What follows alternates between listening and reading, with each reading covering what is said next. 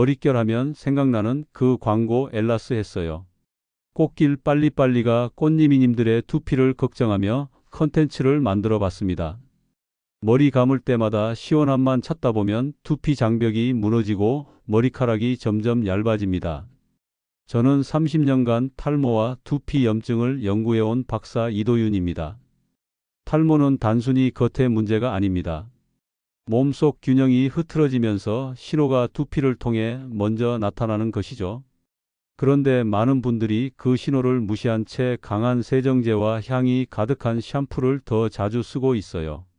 그 결과 두피는 점점 건조해지고 염증이 생기며 모근이 약해집니다. 머리가 빠진다는 건 몸이 보내는 구조 신호입니다. 혈액순환이 막히고 영양이 제대로 공급되지 않고 독소가 쌓이면 그 신호가 제일 먼저 두피로 나타나는 겁니다. 샴푸를 바꿔봐도 더 비싼 제품을 써봐도 별로 나아지지 않는 이유가 바로 여기 있어요. 문제는 제품이 아니라 우리가 매일 반복하는 습관이거든요. 이제 멈추셔야 합니다. 지금 습관을 그대로 두면 2달 후엔 머리카락뿐 아니라 몸의 활력까지 잃을 수 있습니다. 하지만 1,000원짜리 재료 하나로도 충분히 회복할 수 있습니다. 요즘 머리 감고도 가려움이 남는 분 있으신가요? 저는 인천에 사는 최은자 64세님을 잊을 수 없습니다. 매일 2번씩 머리를 감았는데 머리카락이 손가락 사이로 빠져나가고 두피가 붉게 변했어요. 샴푸를 계속 바꿔봤지만 효과가 없었죠. 오히려 가려움은 더 심해지고 머리를 긁다 보니 상처까지 생겼습니다. 그분이 저한테 처음 연락했을 때 이렇게 말씀하셨어요. 박사님, 저는 이제 모자 없이는 밖에 나갈 수가 없어요. 그 목소리에서 절망감이 느껴졌습니다. 그래서 저는 최은자님께 단순한 제안을 드렸어요. 샴푸 횟수를 하루 한 번으로 줄이고 화학 향료가 들어간 제품을 모두 중단하라고 했습니다. 그리고 대신 사과 식초와 미온수 세정법을 시작하도록 안내했죠. 단돈 1,000원도 안 드는 재료였지만 한 달 만에 가려움이 줄고 머리 빠짐이 절반 이하로 줄었습니다. 2달 후 최은자님이 다시 연락을 주셨을 때 목소리가 완전히 달라져 있었어요. 박사님, 이제 머리를 만져도 머리카락이 손에 묻지 않아요. 그제야 깨달았습니다. 문제는 제품이 아니라 습관이었습니다. 오늘 이 영상에서 말씀드릴 내용은 여러분의 두피 관리 방식을 완전히 바꿀 수 있는 중요한 지혜입니다. 끝까지 보지 않으시면 가장 중요한 실천법을 놓치게 됩니다. 혹시 아직 구독과 좋아요를 누르지 않으셨다면 지금 바로 눌러주세요. 이 채널은 여러분의 건강한 노년을 응원합니다. 끝까지 보시면 왜 지금 당장 습관을 바꿔야 하는지 분명하게 깨닫게 되실 겁니다. 여러분의 세정 습관을 바꾸는 작은 실천만으로도 충분히 일어날 수 있는 일이죠. 그래서 이제 우리 일상에서 두피 건강을 무너뜨리는 습관들을 하나씩 짚어보겠습니다. 첫 번째는 거품 많은 샴푸를 매일 사용하는 습관입니다. 거품이 많다고 더 깨끗해지는 건 아니에요. 강한 세정제는 피지선 균형을 깨뜨려 두피를 건조하게 만듭니다. 한국두피연구협회에 따르면 매일 합성 세정제를 사용하는 사람의 63%가 두피 염증을 경험했다고 합니다. 수원의 조경숙 69세님도 매일 2번 머리를 감다 탈모가 심해졌지만 이틀에 한 번으로 줄이고 미온수로 헹군 뒤 식초 희석액을 한 번만 사용했더니 한 달 만에 두피가 안정되었어요. 식초 희석 비율은 식초 한 부분에 물 3부분입니다. 식초 원액은 자극이 강하니 반드시 물에 섞어야 합니다. 여러분은 하루에 몇 번 머리를 감고 계신가요? 두 번째는 향기 좋은 제품을 선호하는 습관입니다.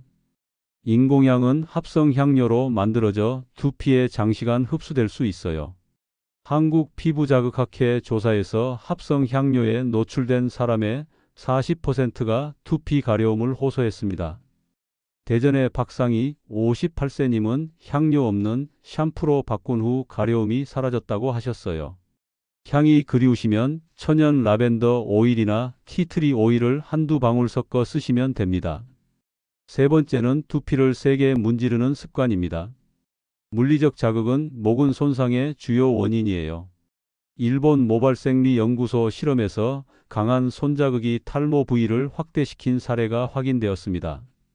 부산의 김도연 61세님은 손톱 대신 실리콘 지압봉으로 부드럽게 마사지해 탈모 범위가 줄었어요.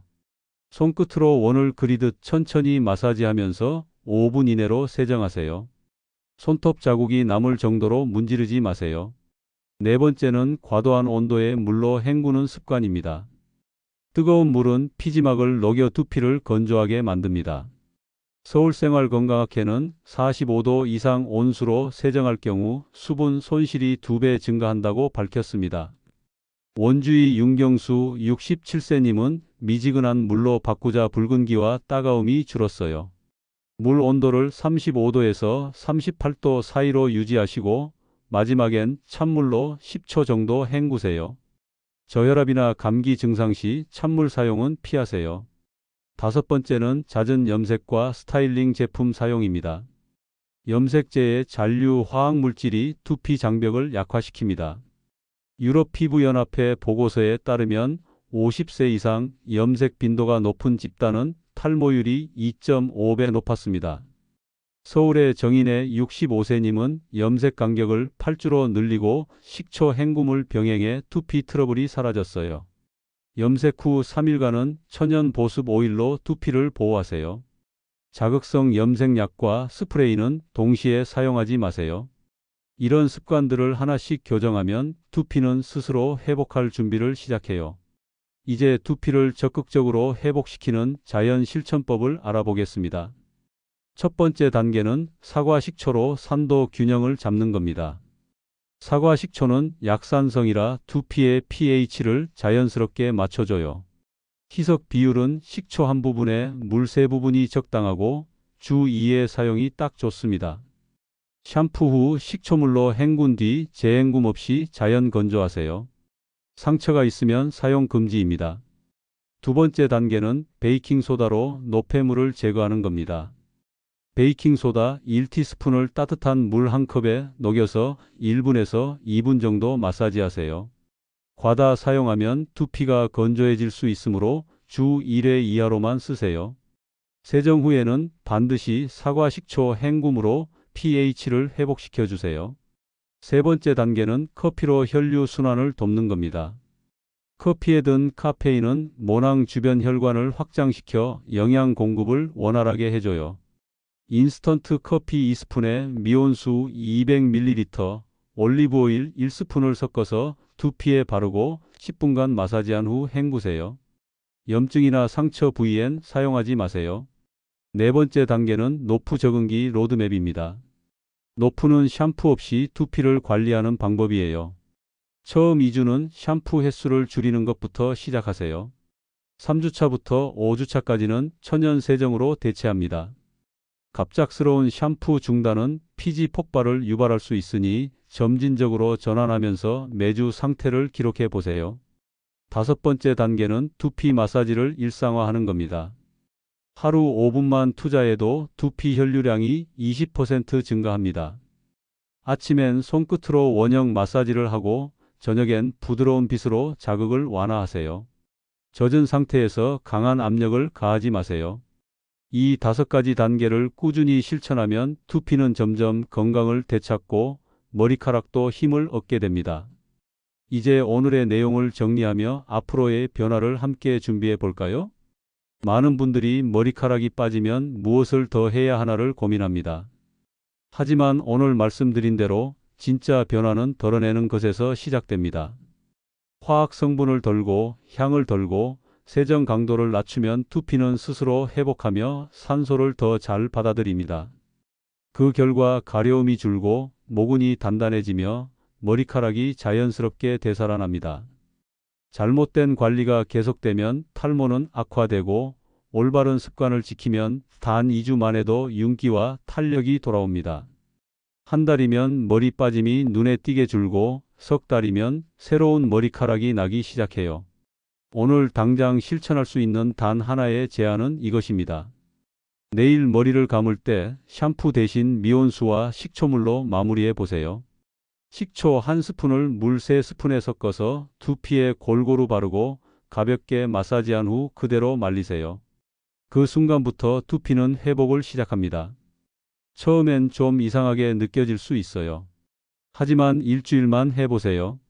두피가 가벼워지고 가려움이 줄고 머리카락에 힘이 생기는 걸 느끼실 겁니다.